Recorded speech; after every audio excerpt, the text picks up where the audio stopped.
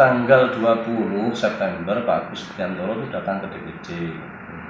Beliau menyampaikan mengundurkan diri dari pencalekan.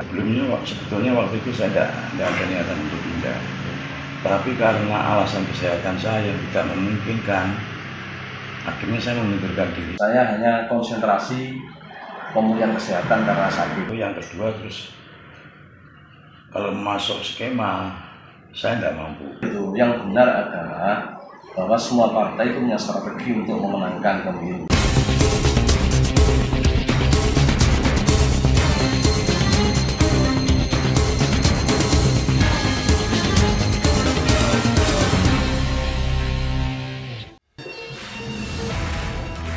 Setelah pendaftaran ke kantor KPU dan telah melewati serangkaian proses pentahapan, perpindahan bacalek ke partai lain di Kabupaten Nganjuk masih terjadi.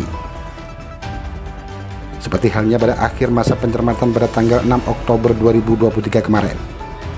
Partai Kebangkitan Bangsa dan Partai Hanura mengajukan pergantian nama bacaleknya. Bacalek PKB atas nama Agus Setiantoro yang saat ini masih menjabat sebagai anggota DPRD Kabupaten Nganjuk pindah ke Partai Hati Nurani Rakyat atau Hanura, sedangkan bacalek Hanura Zuli Rantawati yang digadang-gadang bakal maju sebagai Bacabub di 2024 pindah ke PKB. Ditemui di rumahnya, Agus Setiantoro menyampaikan perpindahan ke partai lain selain karena alasan kesehatan juga dikarenakan adanya skema pemenangan. Dengan perpindahan tersebut, tentunya politisi ini juga akan segera purna sebagai anggota DPRD Kabupaten Nganjuk, dengan kata lain di PAW. Pak, bisa jelaskan perpindahan Bapak ke Partai Hanura yang sebelumnya PKB ini kenapa, Pak? Sebetulnya waktu itu saya tidak ada niatan untuk pindah. Tapi karena alasan kesehatan saya yang tidak memungkinkan, akhirnya saya mengundurkan diri dari pencalekan dan anggota partai PKB. Ada hal lain, Pak?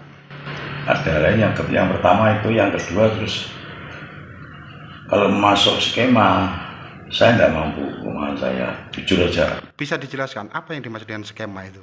Nanti ditanyakan sendiri sama ketua partai PKB. Saya tidak berhak menjelaskan itu. Informasinya ada dana yang harus disediakan itu 1,150 M. Koordinasi saya sama ketua di DPC PKB Nganjuk, Pak Ulum. Dengan adanya kesepakatan itu memberatkan, Pak?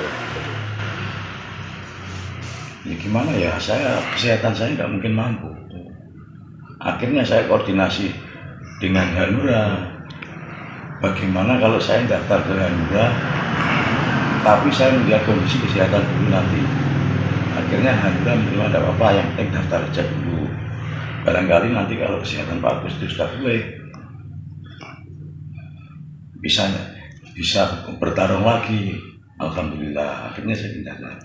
Mulai kapan Pak pindah ke Hanura, Pak? Sudah tanggal 20 saya sudah izin ke DPC Partai PKB kalau saya mengundurkan diri dari pencalekan dan mengundurkan diri dari keanggotaan PKB karena kondisi saya tidak memungkinkan waktu itu. Berarti otomatis habis ini nanti jenengan di PAW, kan jenengan masih aktif sekarang? Iya, di PAW. Otomatis kalau saya mengundurkan diri dari pencalekan dan dari kepartaian, otomatis saya di PAW.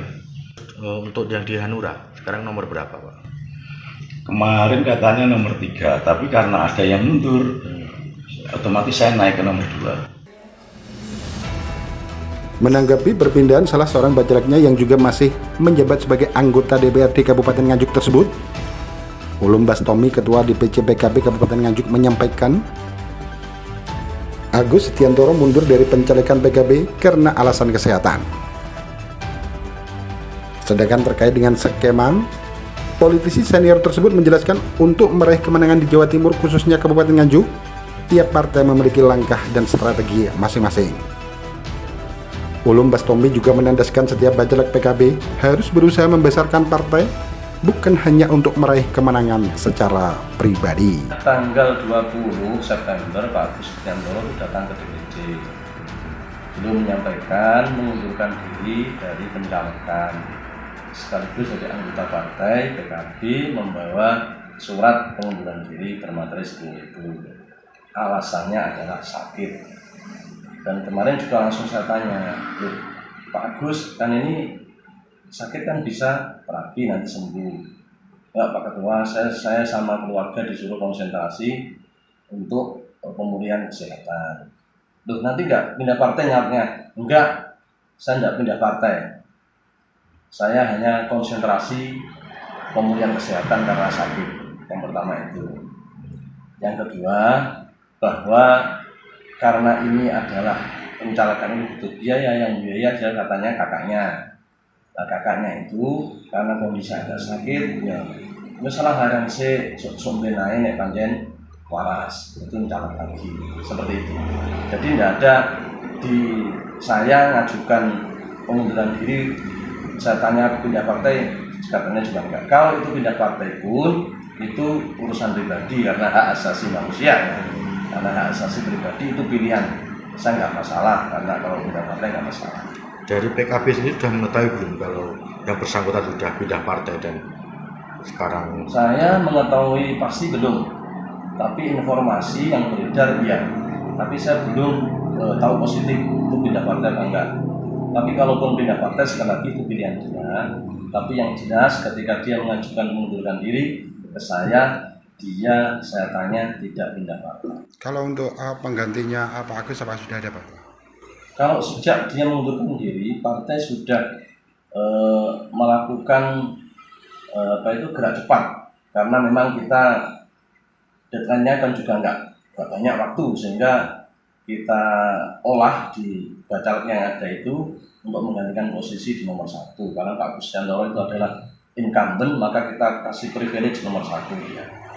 Informasinya kan dari perpindahan Pak Agus ini kan digantikan oleh bacalek dari partai yang lain. Enggak. Saya jelaskan siapa? Berarti yang menggantikan posisi Pak Agus Yandoro adalah kader PKB, putra dari Pak Rahmat Israwadi almarhum yang dulu juga menjadi anggota DPRD di Dapil 1. Dia dikasih nomor 1 karena apapun dia kader partai. Berarti untuk terkait dengan masuknya Bu Yuli ini tidak benar berarti Pak? Kalau Bu Yuli masuk ya, tapi bukan menggantikan posisinya Pak Agus Setiantoro. Kalau Bu Yuli masuk ya, itu saya tahu bahwa justru sudah malam. Itu sekitar jam 7 proses, akhirnya sekitar jam 10:30. Dan itu pun mendadak sekali. Ya untungnya kita masih melakukan proses itu masih bisa. Untuk terkait dengan perpindahan Pak Agus, ini kan ada dugaan terkait dengan mahar politik Pak, senilai 1.150.000.000. Apakah benar ini? Enggak benar itu. Yang benar adalah bahwa semua partai itu punya strategi untuk memenangkan pemilu. PKB Jawa Timur kita pengen menang seperti 2014 karena kita pernah menang di 2014. 2019 kita kalah dengan PDI Perjuangan.